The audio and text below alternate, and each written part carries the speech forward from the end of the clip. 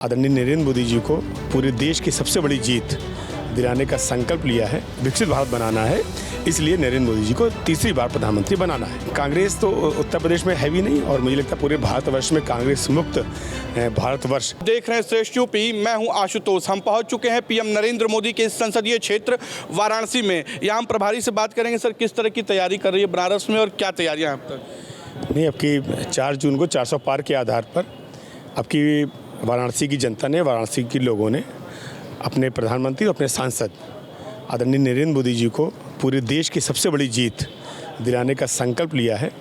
आप कहीं भी जाएंगे आपको दिखेगा कितना उत्साह है लोगों का।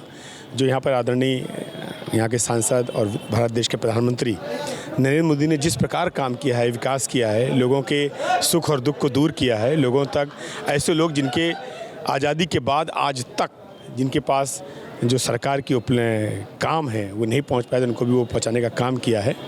चाहे वो आवास के रूप में हो, आयुष्मान के रूप में हो, उनको रोजगार के रूप में हो, गरीब हो, किसान हो, महिला हो, युवा हो, जो 4 जाति बताई मोदी जी ने, उन सबके लिए कितना काम किया, कितने लाभार्थी हैं, वो सब अपने प्यारे सांसद नरेंद्र मोदी जी को पूरे भारतवर्ष की सबसे बड़ी रिकॉर्ड जीत यहाँ से दिलाने का मन बना चुके हैं। हाँ सर, ये भी बात किया जाए, विपक्ष लगातार कह रहा है कि जो बीजेपी के वोट है वो केवल शहर में है, गांव में दूसरा ही मिजाज है। नहीं, ये तो बड़ी हास्यास्पद स्थिति है। 2022 के चुनाव का रिकॉर्ड, 2019 के रिकॉर्ड का चुनाव, 2014 के रिकॉर्ड का चुनाव आप देख सकते हैं। भारतीय जनता पार्टी ने ग्रामीण और शहरी क्षेत्र दोनों क्षेत्रों में अधिकांश सीटों को जीता है। अब ये हताशा है, निराशा है, कोई मुद्दा नहीं है, कुछ भी कहिए, लेकिन जनता को पता है उसको क्या करना है। जनता को ये पता है कि आगे 2047 का विकसित भारत बनाना है, इसलिए नरेंद्र मोदी जी को तीसरी बार प्रधानमंत्री बनाना है। अमेठी से चुनाव लड़ने की बात हो रही थी, राहुल गांधी और प्रियंका दोनों ही पीछे हट चुके हैं, क्या वजह लगती है? नहीं, तो कांग्रेस तो उत्तर प्रदेश में है भी नहीं और मुझे लगता है पूरे भारतवर्ष में कांग्रेस मुक्त भारतवर्ष की जो कल्पना की गई है वो पूरी होगी। और वो सब दगे हुए मुझे लगता है इस प्रकार के पटाखे हैं। सारे जिस प्रकार के गठबंधन हो सकते थे, अखिलेश जी बसपा का, अखिलेश जी कांग्रेस का, अखिलेश जी अदर्स, सारे गठबंधनों का प्रयोग 2014, 19 और 22 में हो चुका है। और जनता ने ये दिखाया है, मतदाताओं ने ये दिखाया है कि वो हर प्रकार से हर समय ऐसे व्यक्ति के साथ हैं जो उनके सुख और दुख के साथ रहते हैं, जो उनके सम्मान को बढ़ाते हैं, जो उनके चीज़ों को, दर्द को समझते हैं, जो उनके लिए ईमानदारी के साथ गारंटी की भी गारंटी हैं। और जो गारंटी की भी गारंटी है उनका नाम है हमारे देश के प्रधानमंत्री माननीय नरेंद्र मोदी जी। सर, पूरे उत्तर प्रदेश की बात कर ले तो 80 की बात करें, विपक्ष लगातार कह रहा है ये केवल आंकड़े दे रहे हैं, इनके पास कुछ है नहीं, इस तरह की बातें हो रही हैं। नहीं, आंकड़े कैसे मान सकता हूँ? तो अभी 2000 मैंने फिर बार बार अभी बोल रहा हूँ कि लगातार विधानसभा और लोकसभा के चुनावों में जिस प्रकार से सुपड़ा साफ हुआ है, उसी आधार पर हम लोग का कहना है कि 80 में 80। क्या कह रहे हैं, छोटे छोटे दलों को इन्होंने ले लिया, ये दल जीत के बाद इनके पास से भाग भी सकते हैं? नहीं, तो 2022 के चुनाव में देखा था कि छोटे दल किसने एकत्र किए थे और क्या हर्ष उनका हुआ था। मैं एक बात कहना चाहता हूँ कि जनता ईमानदार नेतृत्व चाहती है, जनता पारदर्शी नेतृत्व चाहती है, जनता परिवार मुक्त नेतृत्व चाहती है, जनता एक ऐसा नेतृत्व चाहती है जहाँ से 1 रुपये भेजा जाए और उसके खाते में 1 रुपये जाए, ना कि 15 पैसे जाएँ।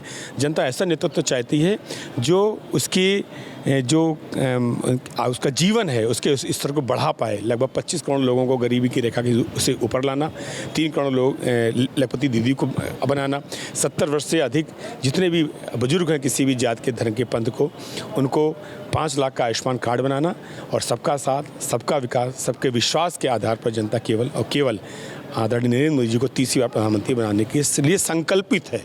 तो बात करें बनारस में नामांकन की कौन सी तिथि होगी और किस तरह की तैयारियां चल रही हैं?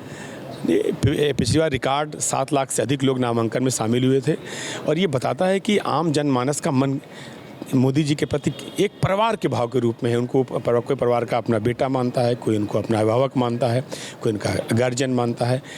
वो अपनी निकटता महसूस करते हैं। आप देखेंगे जब भी नामांकन होगा पूरा बनारस पहले से ज़्यादा ताकत के साथ आपको नामांकन में दिखेगा। फिर एक 10 लाख का लक्ष्य है बनारस में बात करें तो क्या वो पूरा होगा? मैंने एक बात कही कि भारतवर्ष की सबसे बड़ी जीत इस बनारस की जनता ने सोच रखा है कि आदरणीय अपने प्रधानमंत्री नरेंद्र मोदी जी को दिलवाएंगे। तो 2 चरणों के चुनाव अब तक हो चुके हैं, तो वहाँ पे क्या लग रहा है, स्थिति क्या है? तो सबको पता है, जनता ने एकदम मुक्त कंठ से भारतीय जनता पार्टी के पक्ष में वोटिंग की, भारतीय जनता पार्टी के लिए वोटिंग की है और नरेंद्र मोदी जी के लिए वोटिंग की है। भारतीय जनता पार्टी की सरकार तीसरी बार बने इसके लिए वोटिंग की है। मंगलसूत्र पे राजनीति हो रही है सर, आजकल मंचों से सुनने को मिल रहा है, तो किसने किसका मंगलसूत्र लिया? ये सबको पता है कि आज़ादी के बाद किसने लूटा, ये कोई छुपी वाली बात नहीं। जो परिवारवाद चलाते थे उन्होंने लूटा है, जो कुछ लोगों तक इस सत्ता को केंद्रित रखना चाहते थे उन्होंने लूटा, ये सबको पता है। ये चीज़ अब छुपी हुई नहीं रह गई है। सर लगातार आप लोग गाँव में भी जा रहे हैं, तो क्या वहाँ पे ये चीज़ लग रही है युवा और किसान वो अपने साथ हैं या नहीं? चार जाते हैं, युवा भी है, किसान भी है, महिला भी है, सभी लोग गरीब है। ये जो चार जाति बताई हैं आदरणीय मोदी जी ने, हर प्रकार से साथ में है और साथ में इसका प्रूफ दे चुके हैं।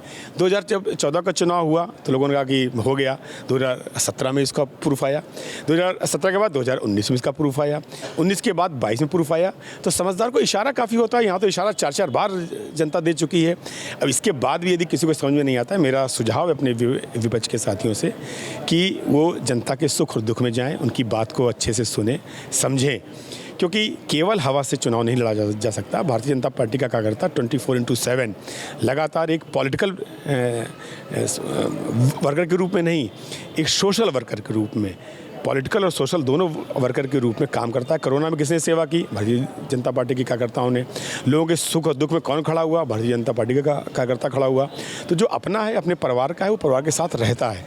इसलिए मोदी जी का 140 करोड़ लोगों का ये परिवार अपने परिवार के सदस्य, अपने प्यारे नरेंद्र मोदी जी को तीसरी बार प्रधानमंत्री बनाने के लिए कमर कस चुका है पूरे भारतवर्ष में। हमसे बात करने के लिए बहुत बहुत धन्यवाद। धन्यवाद, बहुत बहुत धन्यवाद। वाराणसी से आशुतोष उपाध्याय, श्रेष्ठ यूपी। उत्तर प्रदेश की हर खबर से अपडेट रहने के लिए श्रेष्ठ यूपी को करें सब्सक्राइब, बेल आइकन दबाएं और देखते रहें श्रेष्ठ यूपी।